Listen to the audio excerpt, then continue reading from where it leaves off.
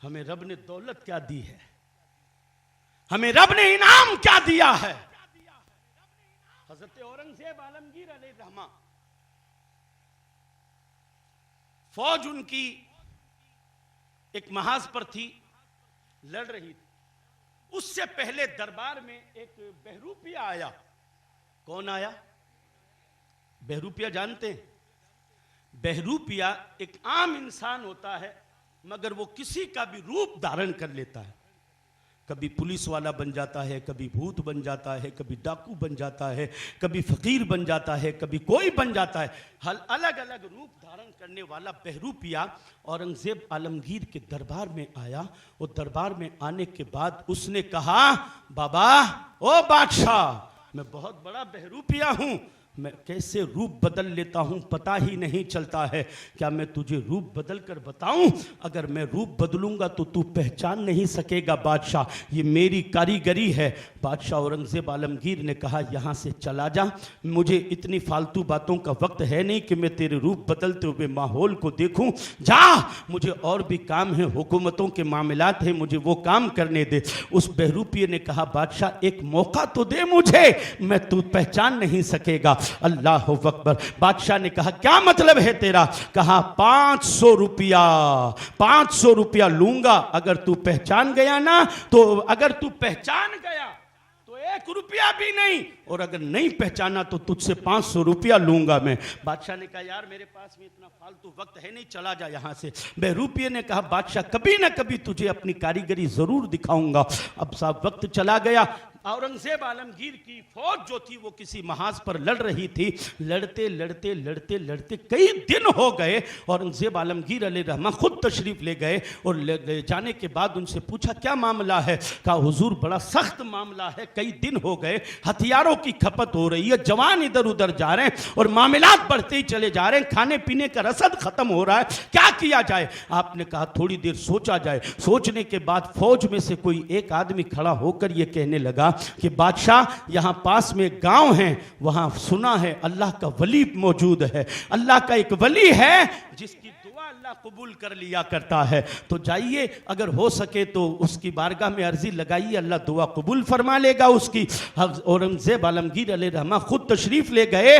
वली बैठा हुआ था उस गांव के अंदर। उस वली के दरबार में जाकर बादशाह कहता है कि बाबा, मेरी फौज कई दिनों से महाज पर है, आप दुआ फरमा दीजिए। उसने दुआ कर दी, दुआ की। आलम ये हुआ साहब के दूसरे दिन ही फतेह भी मिल गई, फौज को फतेह मिली।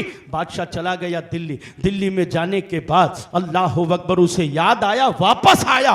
वापस आने के बाद बहुत सी मालो दौलत, जागीर, जमीन जायदाद, हीरे जवाहिरात, सोना चांदी, खूब सारा माल लेकर आया। और माल लेकर आने के बाद में उसी फकीर के दरवाजे पर बादशाह खड़ा है। और बादशाह खड़ा होकर कहता, बाबा, ये जमीन तेरी, ये जायदाद तेरी, ये सोना तेरा, ये चांदी तेरा, ये हीरा तेरा, ये मोती तेरा, ये करोड़ों की जायदाद मैं तुझे तोहफे में देने के लिए आया हूं। फकीर ने सारी जायदाद की तरफ एक नजर उठाकर देखकर कहा, बादशाह मुझे कुछ नहीं चाहिए, चला जा, मेरा काम दुआ करना था, मैंने कर दिया, मुझे नहीं चाहिए। कहा, कुछ तो लीजिए। कहा, मुझे कुछ नहीं चाहिए। अब बादशाह सारे सामान लेकर आ गया। सारे सामान लेकर आने के बाद दिल्ली में आए। और दिल्ली में आने के बाद कई दिन गुजर जाने के बाद वही फकीर बादशाह के दरबार में आया। आने के बाद में जैसी आमना सामना हुआ, औरंगजेब ने कहा कि बाबा, मुझे कह दिया होता, मैं खुद आपसे मिलने आ जाता, आप इतनी दूर कैसे तशरीफ लाए? अल्लाह के वली, ये क्या गुस्ताखी कर दी मैंने? आप मेरे दरबार में खड़े हैं, तशरीफ रखिए। बहरूपिया था वो अल्लाह का वली न था, उसने रूप बदला था। अल्लाह अकबर। जब बादशाह ने कहा, बोलो क्या चाहिए, तो उस बहरूपिये ने कहा, 500 रुपया चाहिए। औरंगजेब आलमगीर ने कहा, कैसी बातें करते हो, मैं तेरे दरबार में जमीन लेकर आया था, मैं तेरे दरबार में जायदाद लेकर आया था, मैं तेरे दरबार में सोना चांदी हीरा मोती लेकर आया था, मैं तेरे दरबार में इतने खजाने लेकर आया था, और तेरी हैसियत यह है कि तू 500 रुपए के खातिर मेरे दरवाजे पर आया है। अल्लाह अकबर। उसने अपना रूप हटाया, रूप हटाने के बाद में असली रूप में आया। असली रूप में आने के बाद में कहा, औरंगजेब मैंने तुझसे कहा था कि मैं बहरूपिया हूं, मैं रूप बदलता हूं, मैंने वली का रूप बदला था और मैं तुझे बताना चाहता था कि मुझे कोई पहचान नहीं सकता है। मैंने तेरे दरबार में वादा भी किया था कि अगर तू ना पहचाना तो तूने 500 रुपया देना पड़ेगा। ला 500 रुपया। औरंगजेब ने कहा, नादान, तू चाहता तो जमीन लेकर फुर हो जाता, जायदाद लेकर चला जाता। ना मैंने तुझे पहचाना, ना मेरे किसी सिपाही ने तुझे पहचाना। अगर चाहता तो जमीन जायदाद लेकर चला जाता, तेरी 7 नस्लें मचल मचल कर खाती, ऐशो इशरत करती। एक बहरूपिया आलम इस्लाम के जवानों को एक बात सिखा गया है जो हमें दिल में बसानी है। उसने कहा था, बादशाह, हाँ हाँ मेरा भी दिल कर रहा था कि मैं तुझसे जायदाद ले लूं, मैं तुझसे सारा माल ले लूं, मैं तुझसे सोना चांदी ले लूं, मगर मेरे ज़मीर ने मुझे आवाज देकर कहा था, ए बहरूपिया, तूने रूप किसका बदला हुआ है? तूने रूप वली का बदला है। माल तो तू लेकर चला जाएगा लेकिन विलायत बदनाम हो जाएगी, वलियों का आस्ताना बदनाम हो जाएगा, वलियों की मोहब्बत बदनाम हो जाएगी। ऐ बादशाह, मैंने अपना नहीं बल्कि जिसका रूप धारण किया था उनका ख्याल रखा है। हो सकता है मेरी बख्शिश की जमानत की यही बात काफी हो जाए कि मैंने उनकी मोहब्बत का ख्याल रखा है। ऐ मुसलमान, अगर आज पूरी दुनिया के मुसलमान इस बात का ख्याल रख ले कि हम हुजूर के गुलाम हैं, हम हुजूर के गुलाम हैं, अल्लाह की इज्जत की कसम आज तक ना आएगी। लेकिन मर रहे हैं, मर रहे हैं। क्यों? कि जवानियां नशों में मर रही है, जवानी। और ये नशे की वगैरह की लत जो है ना, वो इतनी गंदी है, मेरे दीन ने हराम करार दिया। हराम से कभी फायदा नहीं हो सकता।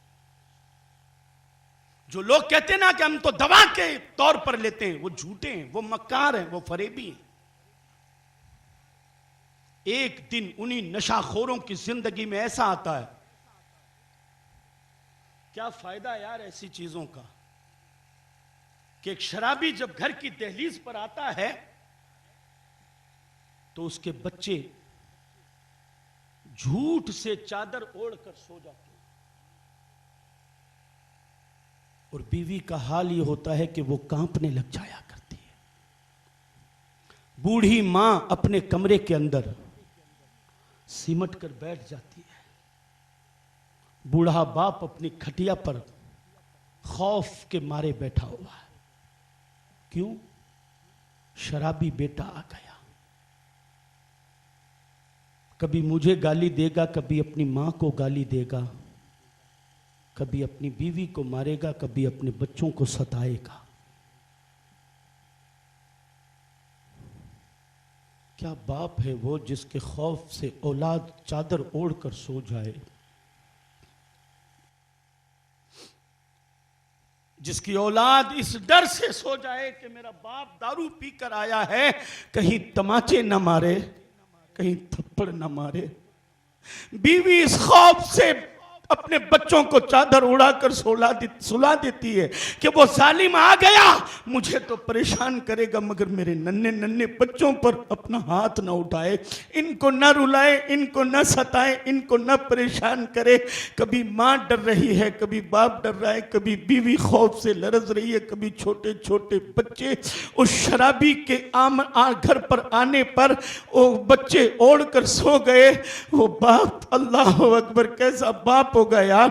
अरे औलाद की मोहब्बत का लुत्फ पूछना है तो उस बाप से पूछ कि जो दिन भर का थका हुआ काम करके आता है और जब दरवाजे पर आते ही उसकी औलाद बाहें फैलाकर अपने बाप का इस्तकबाल करती है, दौड़ती हुई आकर कहती है बाबा आ गए, अब्बा आ गए, पापा आ गए। इन लफ्जों के साथ में जब वो अपने बाप के बाप से चिमट कर जब वो प्यार करते हैं तो पूछ उस मजदूर बाप से जो दिन भर का थका हुआ पत्थर तोड़ते तोड़ते आया था, ठेला लगाकर दिन भर की धूप की थकान लेकर जब घर में आया और उसके छोटे छोटे बच्चों ने बाहें फैलाकर उस बाप का इस्तकबाल किया, तो उस बाप से पूछ। वो बाप कहता है कि मेरी दिन भर की थकान उतर जाती है जब मेरी औलाद मुस्कुराकर मेरा इस्तकबाल किया करती है, जब मेरी बीवी हंसकर मेरा इस्तकबाल किया करती है, जब मेरे बच्चे मुझसे लिपट जाया करते, मेरे दिन भर की थकान उतर जाया करती है।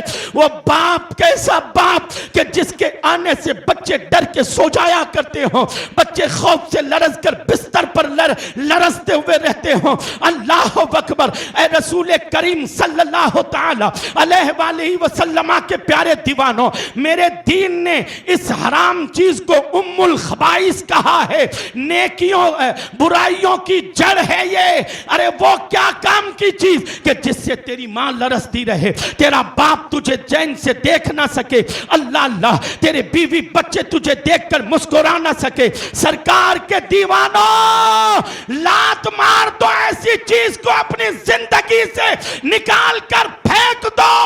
अगर पीना ही है तो मोहब्बत रसूल का जाम पी, ताकि तुझे यहां भी कामयाबी मिल जाए और कब्र और हश्र में भी कामयाबी मिल जाए, कब्र और हश्र में भी कामयाबी मिल जाए। मेरे प्यारे आका सल्लल्लाहु तआला अलैहि वसल्लम के प्यारे दीवानों, जवानी एक ऐसी चीज है जिसे संभाल कर रखना, जिसे संभाल कर रखना। अल्लाह तबारक व तआला कयामत के दिन पूछेगा कि जवानी कहां बिताई। क्या जवाब दोगे, क्या जवाब दोगे? लूडो में, डांस में, ताश के पत्तों में, मोहल्ले की बच्चियों पर गंदी नजरें डालने में, मोबाइल पर गंदी गंदी तस्वीरें देखने में, रातों को आशिकी और माशूकी करने में,